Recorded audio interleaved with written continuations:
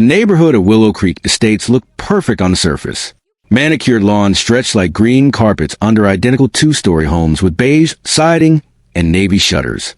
Every mailbox stood straight and proud. Every driveway stayed free of oil stains, and every front door sported the exact same brass knocker approved by the Homeowners Association. It was the kind of place where people moved to feel safe, orderly, and superior to the chaos of the city just 20 minutes away. Into this pristine world moved Alex Harper, a quiet 30-something software engineer who preferred code to small talk.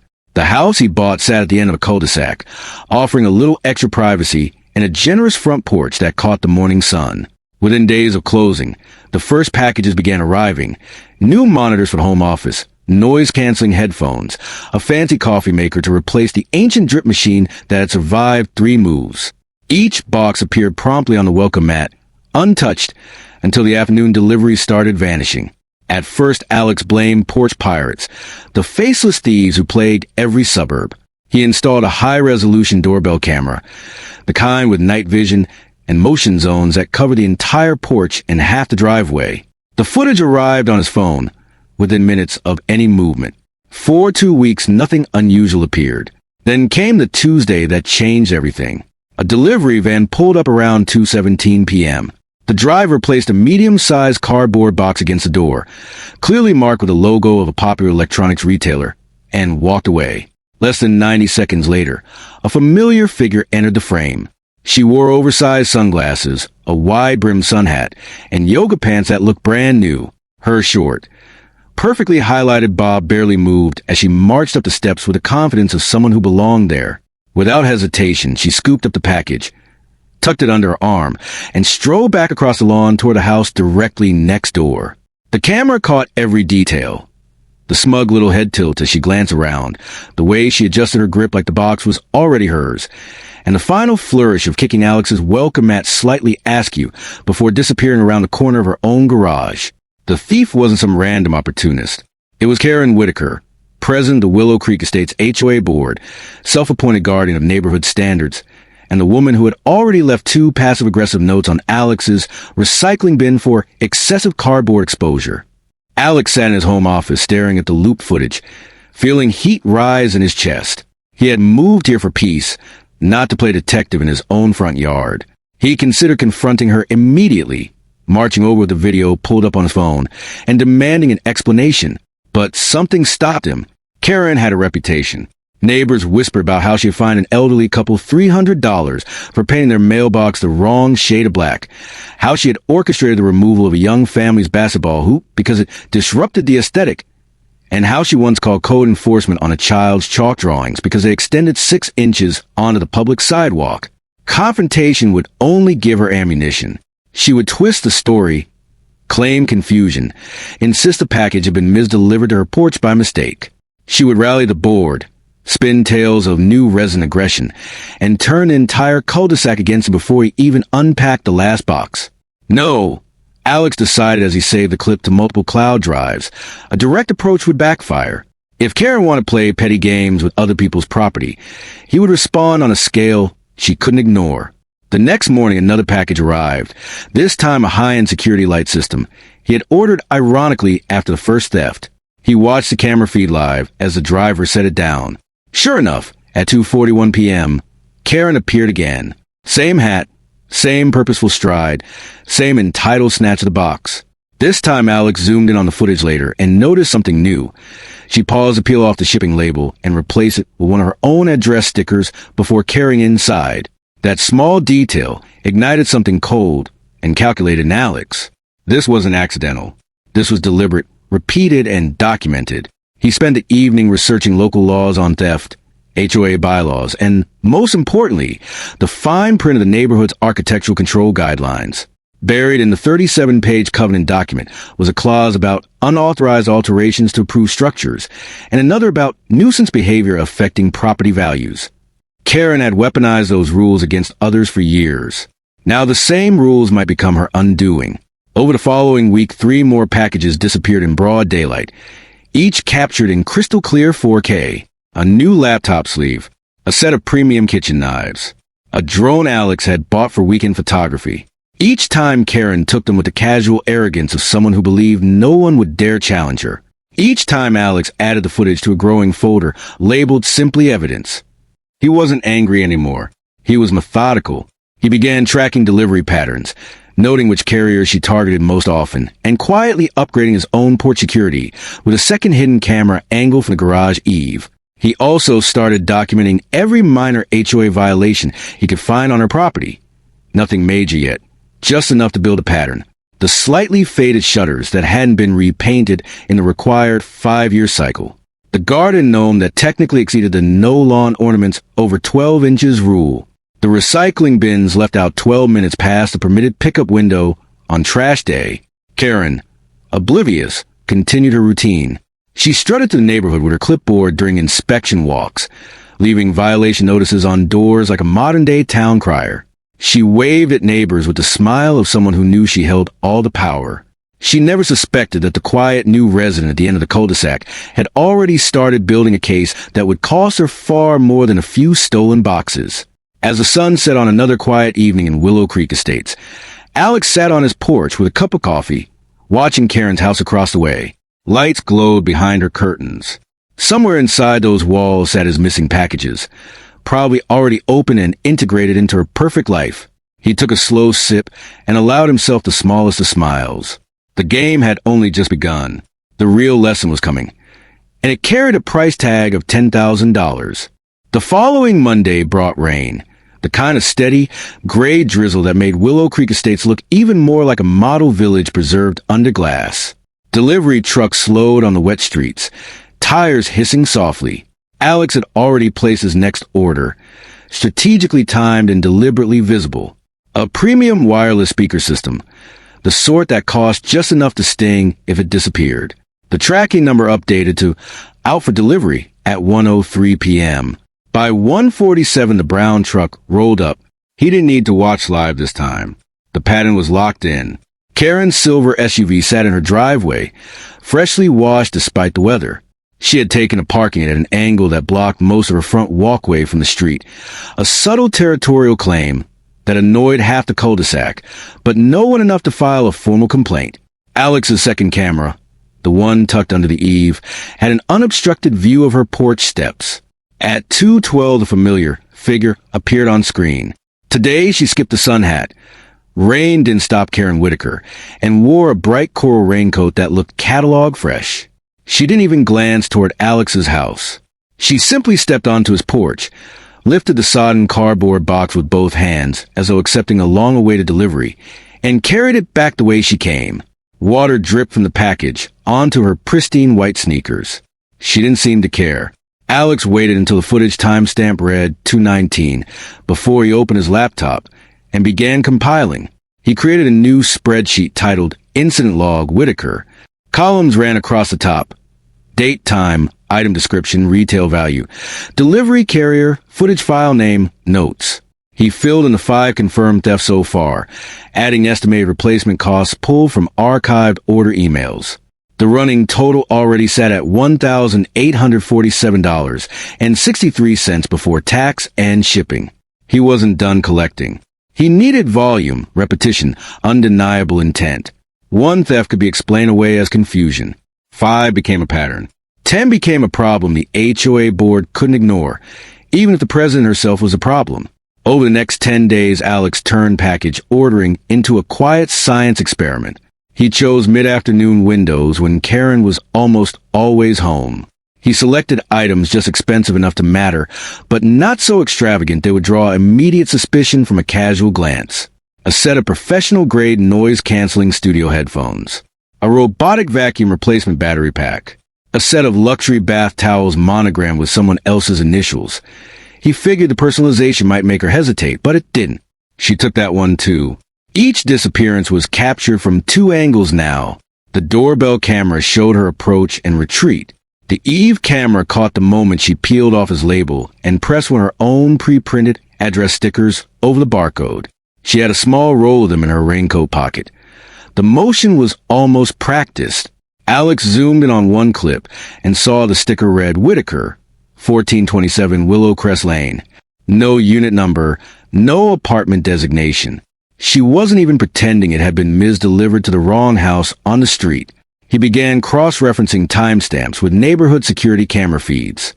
The HOA had installed 4 pole-mounted units 2 years earlier after a string of car break-ins. Karen herself had championed the project, crowing about increased property values through enhanced safety. The footage was available to board members through a private portal. Alex had never requested access until now. He submitted a formal records request citing the HOA bylaws section on member transparency and safety documentation.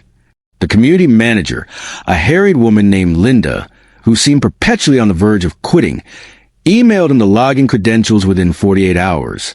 No one questioned why the newest resident wanted to review 6 months of archive footage. Late one Thursday night, with rain tapping the windows like impatient fingers, Alex synced the timestamps. There she was, crossing her own lawn at 2:08, stepping onto his at 2:11, returning at 2:14. The pole camera caught her in profile, raincoat hood up, package cradled like a trophy. Another angle showed her slipping through her side gate, disappearing into the garage. The timestamps matched his private cameras to the second. He added those clips to the folder. The total value of missing items now exceeded $4,200. Still not enough for criminal charges in most jurisdictions. Petty theft thresholds varied, but more than enough to trigger civil consequences.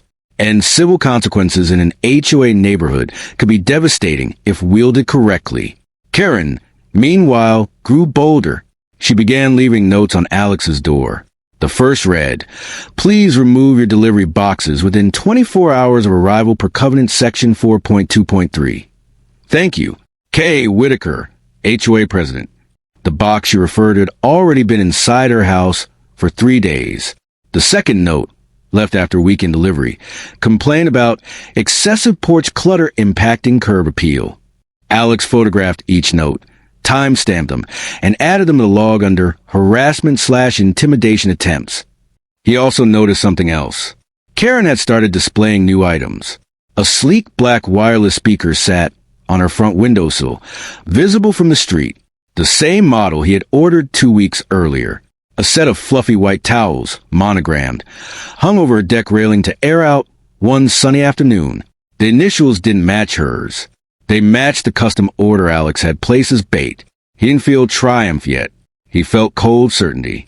She wasn't just stealing. She was flaunting it. Alex spent the next evening reviewing the HOA's fine schedule. Violations carried penalties ranging from $50 for first offenses to $500 for repeated or egregious breaches. Architectural changes without approval could trigger daily accruing fines up to $1,000. Unresolved violations could lead to liens placed on the property. Liens could prevent refinancing, selling, or even securing homeowners' insurance renewals. He opened a blank document and began drafting what he called the Whitaker file. Section headers included documented thefts with timestamps and values, violation notices issued by subject to other residents, screenshot from neighborhood app, subject's property violations observed, photos of gnome, faded shutters bin timing, potential covenant breaches applicable to subject proposed enforcement actions. He wasn't ready to file anything yet. He needed one more piece. Irrefutable proof that the stolen items were still in her possession. A single blurry window shot wouldn't hold up. He needed something undeniable. The next delivery was already scheduled.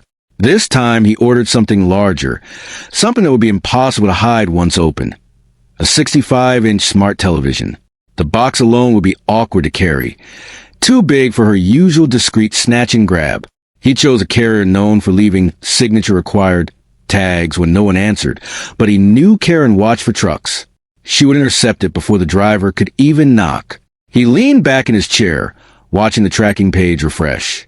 Estimated delivery, tomorrow between 1 o'clock and 5 p.m. The 65-inch television arrived exactly on schedule. The delivery driver, a young man wearing earbuds and moving with the practiced haste of someone who had 30 more stops before shift end, balanced the enormous box on the edge of the porch and rang the bell once. No answer. He glanced at his handheld scanner, tapped something, and left the package propped against the front door. The label read "Fragile," this side up in bright red letters that spanned half the cardboard face. It was impossible to miss. Alex watched the entire sequence from his office window, blinds tilted just enough to give him a clear line of sight without being obvious. The doorbell camera captured the driver's departure at 2:34 p.m. At 2:37, Karen emerged from her garage, carrying a collapsible hand truck she normally used for recycling bins. She didn't hesitate. She didn't look around for witnesses. She simply wheeled the dolly up Alex's walkway, tilted the television box onto it with surprising ease for someone her size, and began the slow, deliberate trek back to her own property. The second camera caught the moment she paused at the property line to readjust her grip. Rain from 2 days earlier still lingered in shallow puddles. One will dipped in and splashed muddy water across the pristine white sidewall of the box. Karen frowned, wiped the spot with her sleeve, then continued. She maneuvered the hand truck through her side gate, disappeared into the garage, and reappeared 30 seconds later without the television. The garage door closed with mechanical whine that carried across the quiet cul-de-sac. Alex didn't move from his chair. He let the footage compile automatically, time-stamped and watermarked. Then he opened his phone and pulled up the carrier's delivery confirmation photo. The driver had snapped a picture of the box on the porch before leaving. Standard procedure for high-value items. The image showed the package exactly where Karen had found it. Label clearly visible, address unmistakable. No ambiguity. No possibility of, "I thought it was mine." He added the photo to the folder. The running total now stood at $7,892.14. One more significant theft would push the value comfortably into felony territory in their state. But Alex had no intention of going the criminal complaint route. Police reports were slow, district attorneys were backlogged, and suburban theft cases rarely received priority.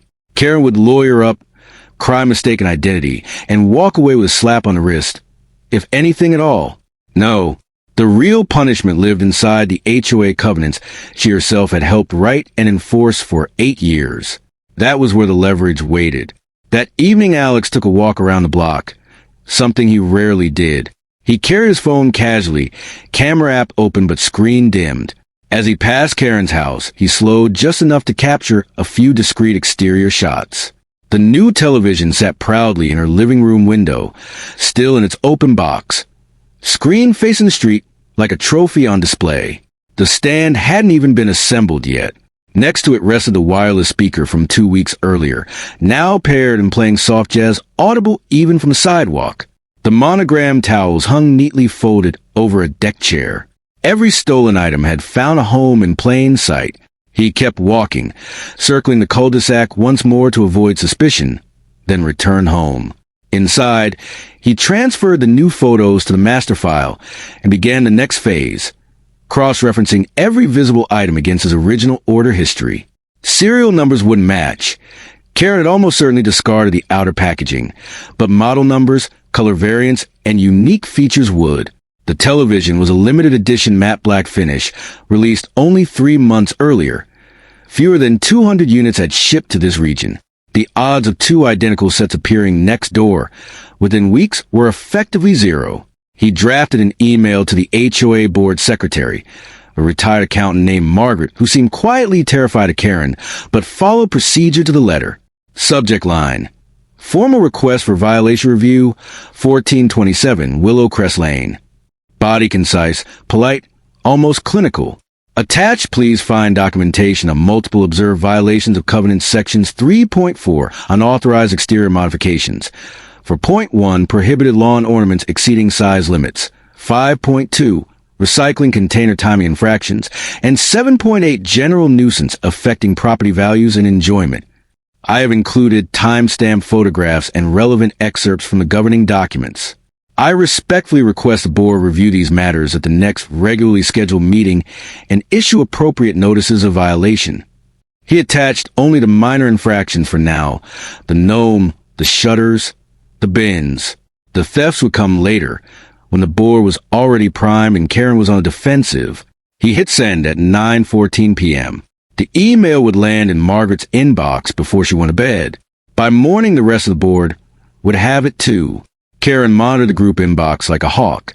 She would see it first thing. The next day unfolded like clockwork.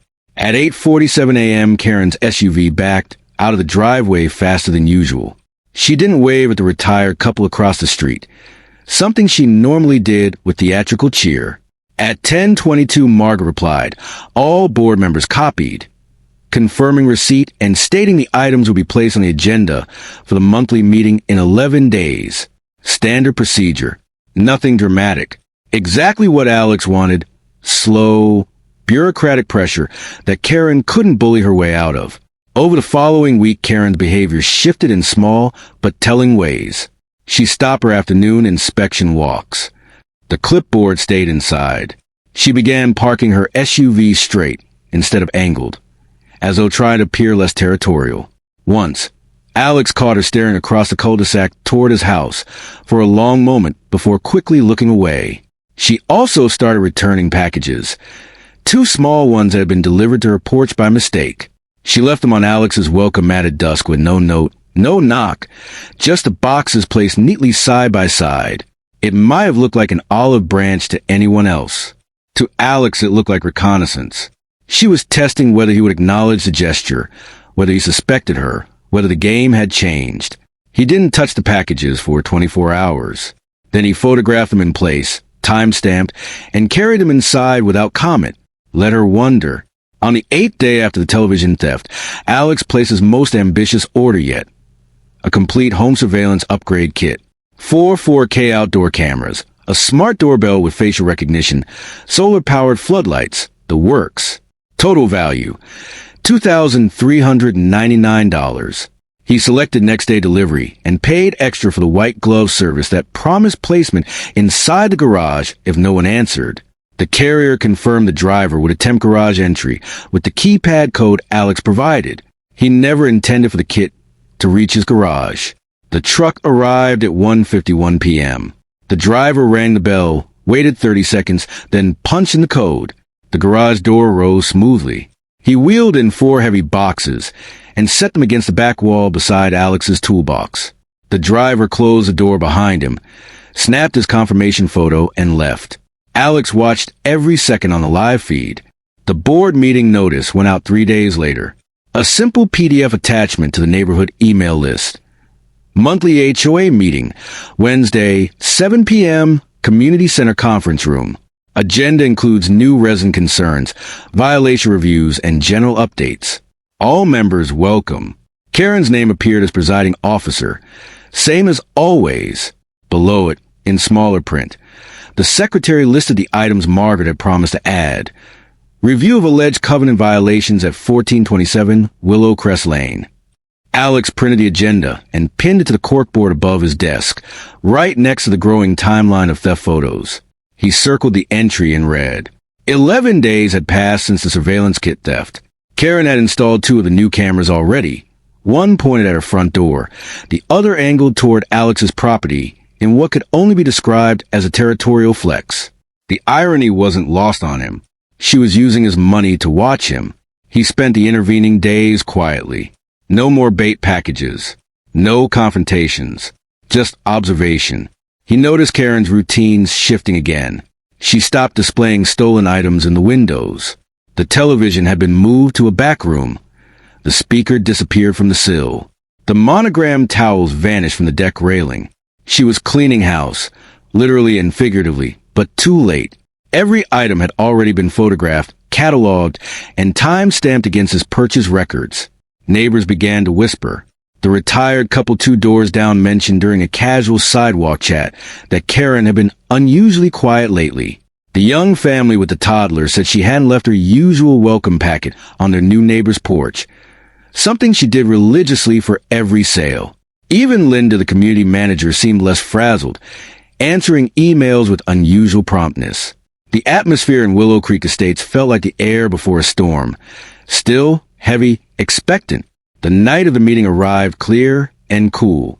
Alex dressed plainly, jeans buttoned down, no tie, and arrived 15 minutes early. The community center smelled of industrial carpet cleaner and old coffee. Folding chairs had been arranged in neat rows facing a long table where the board sat.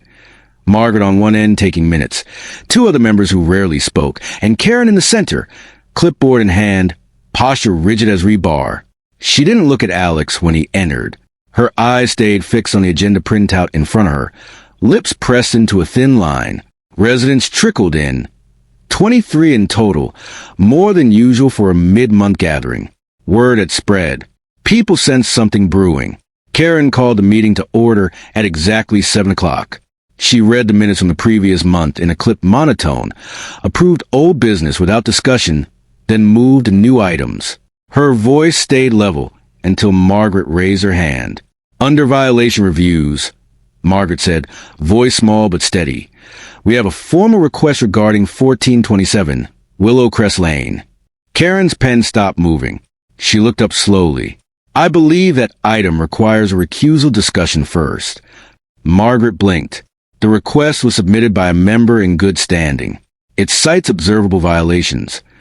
I am the property owner in question, Karen interrupted. Bylaws section 2.11 clearly states that a board member must recuse themselves from any discussion involving their own property. A murmur rippled through the room. Several heads turned toward Alex, who sat near the back, hands folded in his lap. Margaret cleared her throat. The request isn't limited to architectural issues. It includes nuisance behavior and... Still my property. Karen cut in. I move to table this item until I can be properly recused and a neutral party can present. One of the silent board members, a man in his 60s named Roger, finally spoke. We can hear the complaint without your participation, Karen. You can step out for that portion. Karen's jaw tightened. That would be highly irregular. It's within the bylaws, Margaret said, flipping pages. Page 14. In cases of direct personal interest, the members shall absent themselves from deliberation and vote. For a long moment no one spoke. Karen stared at the table, as though willing it to open and swallow the agenda. Then she stood abruptly, chair scraping against the tile. Fine. I'll wait in the lobby. Call me when you're finished with this farce. She walked out, heels clicking sharply. The door closed behind her with a soft thud. Margaret exhaled. Item on the floor. Alleged violations at 1427. The submitting member is present. Alex Harper. Alex stood. Every eye in the room followed him to the front. He carried only a thin folder. No theatrics. No raised voice. He placed the folder on the table and opened it. I've documented for minor covenant infractions observable from public areas, he began. A garden gnome exceeding the 12-inch height limit. Exterior shutters showing visible fading outside the 5-year repaint cycle. Recycling containers left at curb past the 8 p.m. pickup window violation on 3 separate dates. And 1 instance of unapproved exterior lighting. 2 new cameras recently installed without architectural review submission. He passed copies to each board member.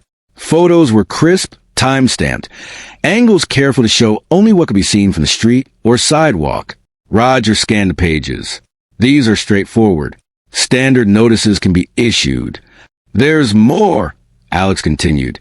A pattern of behavior that I believe rises to nuisance under Section 7.8, adversely affecting my quiet enjoyment and property value. He laid out a second set of pages. Screenshots from his private cameras. No faces visible in these shots. Just hands reaching for packages. Boxes being carried away. Timestamps matching delivery records. He had cropped carefully, focusing on the motion, the property line crossing, the repeated nature of the act. Nowhere did Karen's face appear. Not yet. This shows multiple instances of items being removed from my porch without permission, he said. All captured on timestamp video. All matching delivery confirmations from major carriers. Total replacement value exceeds $10,000. A low whistle came from the back row. Someone muttered, 10,000? Karen's absence suddenly felt louder than her presence ever had. Margaret looked up, eyes wide. This is theft. It's documented removal of property, Alex corrected calmly. Whether it meets the criminal threshold is for law enforcement. My concern tonight is the HOA's responsibility. Repeated nuisance behavior by a board president sets a dangerous precedent. It undermines trust in the governing body. Roger rubbed his chin. We can issue violation notices for the observable items immediately. The removal issue would require a formal hearing, evidence presentation, opportunity for response. I'm prepared to provide full video files to the board in executive session, Alex said, with faces redacted if necessary. But the pattern is clear, and the value is documented. The room stayed quiet for several beats. Then Margaret spoke again. I move we issue immediate notices for the 4 architectural and timing violations. Fine schedule starts at $50 per, escalating daily if unresolved. And I move we schedule a special hearing in 14 days to address the nuisance complaint, including review of submitted video evidence. Seconded. Voted. Passed unanimously. Karen was called back in. The first violation notice arrived in Karen's mailbox 2 days after the meeting. Cream-colored envelope. HOA logo embossed in gold foil. Her full name typed in crisp 12-point font. Inside, for separate citations, 1 for each documented infraction. The Garden Gnome, $50 fine, 7 days to remove. Shutters, $75, 14 days to repaint in approved shade. Recycling bins, $25 per instance, 3 counts totaling $75. Exterior cameras, $100. Immediate architectural, review application required, or daily accruing fine of $50 until compliance. Total initial assessment, $300. Due within 30 days. Late payment would trigger 1.5% monthly interest and potential lien proceedings. Karen left the envelope unopened on her kitchen island for nearly 24 hours. When she finally slid it open, the papers trembled slightly in her hands. She read each line twice, then carried the stack to her home office and spread them across the desk like evidence in a trial she was determined to win. She opened her laptop, logged into the HOA portal, and began drafting a formal appeal for each violation, long, detailed paragraphs citing reasonable interpretation of covenant language, precedent from prior board decisions, and lack of prior written warning. She attached photos of her own. The gnome barely clearing 13 inches, shutters that looked tastefully weathered, bins photographed at 7:58 p.m. She hit submit at 11:47 p.m. The portal timestamped the appeals instantly. She leaned back, satisfied. Paperwork was her domain. She had buried complaints under reams of it for years. The next morning, Alex received automated notifications. Appeals filed. He didn't respond. He didn't need to. The appeals process triggered a mandatory review period. 14 days, during which fines remained in abeyance, but the violation stayed on record. More importantly, the board could now request additional documentation. Margaret, following procedure, emailed Karen requesting clarifying photographs and installation dates for the new exterior cameras. Karen ignored the request for 3 days, then sent back blurry cell phone shots taken at dusk. Insufficient. Margaret followed up again. Karen sent angrier emails, copying the entire board, demanding to know why a single resident's subjective opinion warranted this level of scrutiny. Meanwhile, the special hearing notice arrived for both parties. Same cream envelope, same gold foil, this one thicker. It included a formal notice of nuisance complaint hearing, with Alex listed as complainant, Karen as respondent. Attached, a redacted summary of the allegations. Repeated unauthorized removal of delivered property from adjacent premises. Total estimated value over $10,000. Supported by video documentation to be presented in closed session. Respondent invited to submit written defense witness list and any counter evidence no later than 7 days prior. Karen's appeal bravado cracked. She spent the next week in near constant motion, pacing her living room. Phone pressed to ear as she called board members individually, leaving long voicemails that started polite and ended sharp. She contacted a lawyer, a local real estate attorney who handled HOA disputes, and paid a $750 retainer for a consultation. The attorney reviewed the notice, watched the sample clip Alex had submitted to the board, faces redacted, and advised settlement. Karen hung up without thanking him. She tried a different approach. On the 5th day after the hearing notice, she walked across the cul-de-sac in broad daylight, a white envelope in hand. She placed on Alex's welcome mat, no knock, no doorbell, and retreated quickly. Inside, a handwritten note on monogram stationery. Dear neighbor, I believe there's been a misunderstanding regarding recent deliveries. I have always endeavored to maintain the highest standards in our community.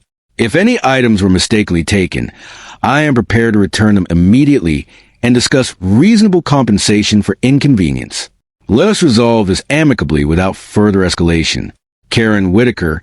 Alex photographed the envelope in place, then opened it. He read the note once, folded it back into the envelope, and added both to the evidence folder under attempted settlement/admission. He didn't reply. He didn't return the note. He simply let the silence stretch. The fines began to accrue the following Monday. The gnome remained in her garden bed. The shutters stayed faded. The cameras, still unapproved, continued recording. Daily penalties kicked in at $50 per unresolved architectural violation.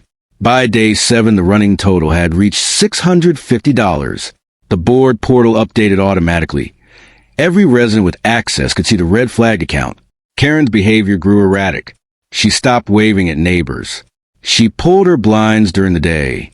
The new camera she had installed with Alex's stolen kit now pointed at empty street most hours. She rarely left the house except to retrieve mail. When she did, she wore oversized sunglasses and kept her head down. Alex, meanwhile, prepared for the hearing with quiet precision. He compiled a final presentation. 32 pages of printed screenshots, delivery receipts, carrier confirmation photos, timestamp correlations, and a clean spreadsheet breaking down every stolen item by date, description, value, and current location where visible. He included zoomed stills from the garage entry footage, the keypad code entry, the boxes being carried away, carefully cropped to show only hands and packages. No face, no direct identification. The circumstantial web was tight enough. He also drafted a proposed resolution. Full restitution of all documented values plus HOA filing fees, immediate resignation from the board presidency, and a binding agreement to cease all contact beyond necessary HOA business. If accepted before the hearing, the matter would be withdrawn. If not, he would present everything in open session and request maximum allowable sanctions, including lien recommendation. He sent the proposal to Margaret with instructions to forward to Karen via certified mail. The letter arrived on a Thursday. Karen signed for it at 3:22 p.m. She didn't respond by the deadline. The night before the hearing, Alex sat on his porch with the folder closed on his lap.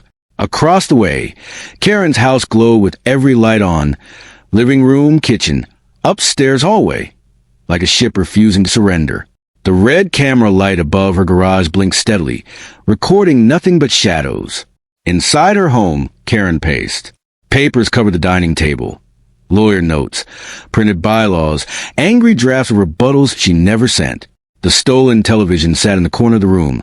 Screen dark, box still flattened against the wall. The speaker played nothing. The towels lay folded in the closet. Every item felt heavier now, accusatory. The community center parking lot filled early. By 6:40 p.m. cars lined both sides of the narrow drive, residents walking in small groups with the hushed urgency of people attending something they knew would be remembered. Folding chairs had been added in a second row. Someone had set up a projector screen at the front. The long table remained the same, but only 3 board members sat behind it tonight.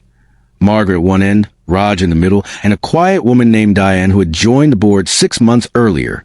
Karen's chair stayed conspicuously empty. Alex arrived at 6:55. He carried the same thin folder, now thicker with printed copies for distribution. He took a seat in the front row, center aisle, and waited.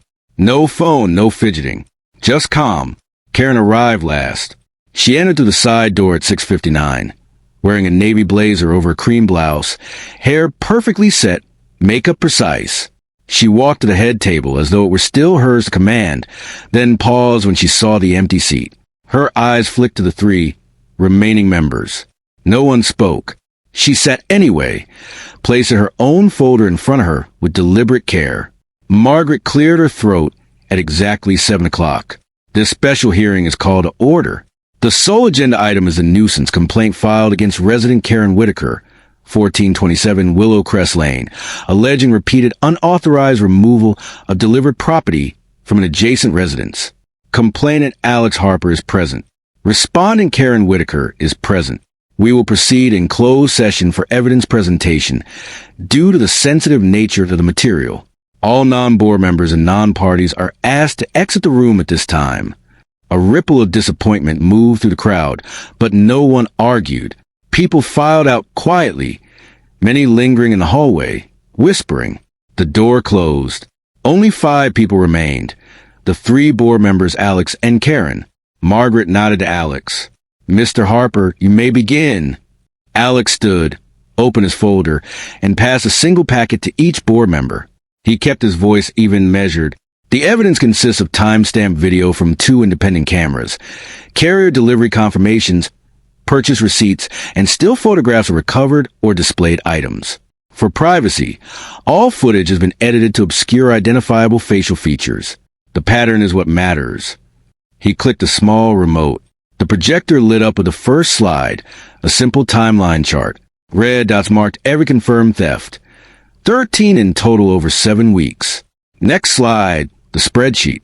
Item names, dates, values, running total bolded at the bottom. $10,847.32. Slide by slide, he walked them through. Delivery truck arrival. Package placement. Hand reaching in frame. Lifting box. Crossing property line. Garage door opening with the observed keypad code.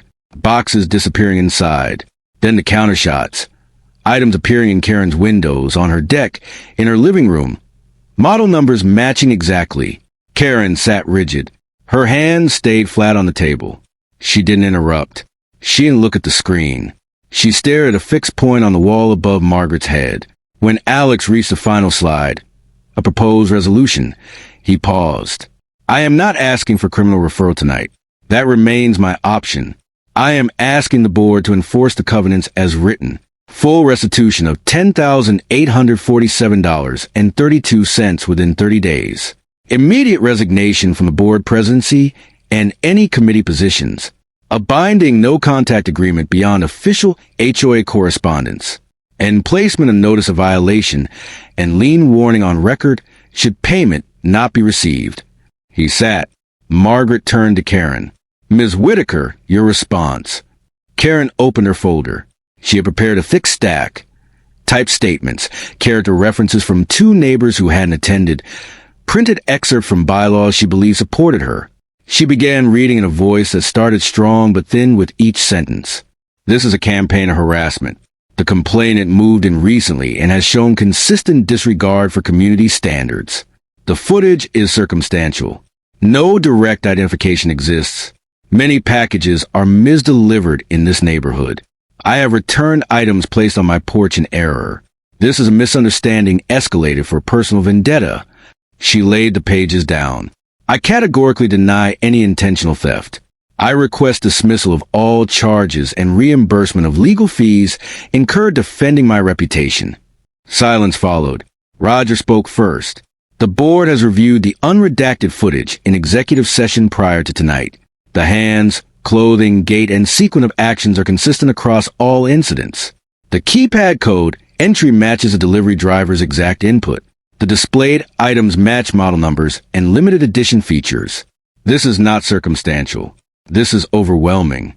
Diane added quietly, "The value exceeds $10,000. That crosses multiple thresholds." Margaret looked at Karen. "Do you have any additional evidence or witnesses to present?" Karen's lips parted, then closed. She shook her head once. Margaret exhaled. "The board will now deliberate. Parties may remain or step out. We expect to reconvene in 15 minutes. Alex and Karen both stayed seated. Neither looked at the other. 17 minutes later, the 3 board members returned. Margaret spoke for the group. "By unanimous vote, the board finds the nuisance complaint substantiated. Violations of Section 7.8 are confirmed. The board directs immediate restitution in the amount of $10,847.32, payable to the complainant via certified check or wire transfer within 30 calendar days. Failure to comply will result in daily accruing fines of $100, acceleration of all prior architectural violation penalties, and recommendation of a lien on the property at 1427 Willow Crest Lane. Further, the board accepts the resignation of Karen Whitaker from the presidency and all committee roles, effective immediately. An interim president will be appointed next week. A permanent election will follow at the annual meeting. These decisions are final and not subject to appeal within the HOA. Minutes will reflect the findings. Copies will be provided to both parties within 48 hours.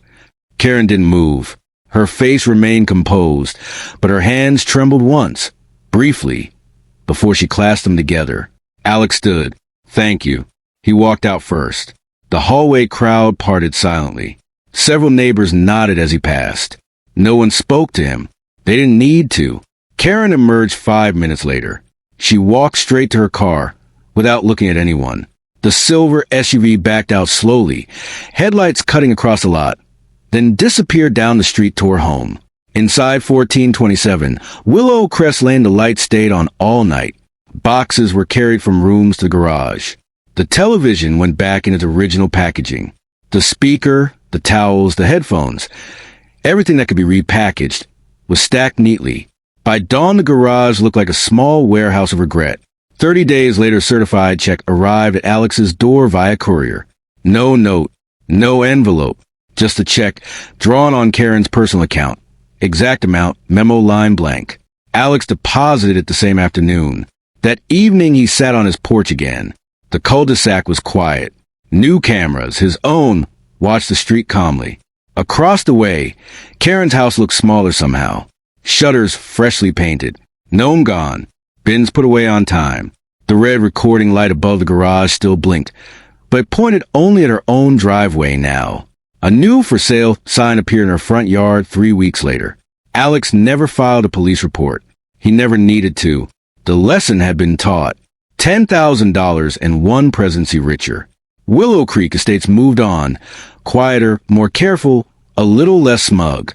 And at the end of the cul-de-sac, the quiet software engineer sipped his coffee, watched the sunset, and finally unpacked the last box, the one that had started it all. He set the new coffee maker on the counter, plugged it in, and let it brew. Outside, the neighborhood lights came on one by one. Everything in its place. Everything accounted for. The end.